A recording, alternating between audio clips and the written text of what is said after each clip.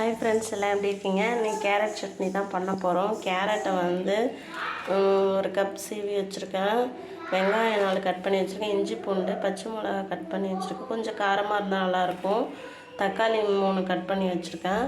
இப்போ அடுப்பு ஆன் பண்ணி எண்ணெய் ஊற்றிருக்கேன். இது வந்து குட்டீஸ்க்கு கூட செஞ்சு கொடுத்தா நல்லா சாப்பிடுவாங்க. வாங்க எப்படி செய்யலான்னு பார்க்கலாம். ஃபஸ்ட்டு மிளகா நல்லா வதக்கி எடுத்துக்கலாம். நல்லா வதங்கினதும் வெங்காயத்தை நல்லா வதக்கி எடுத்துக்கலாம்.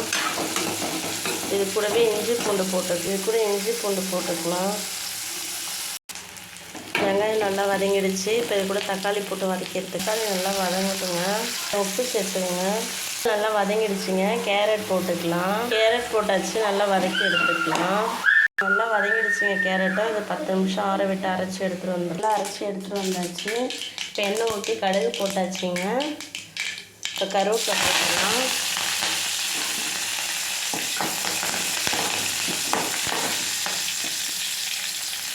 சூப்பராக கேரட் சட்னி ரெடி ஆகிடுச்சிங்க.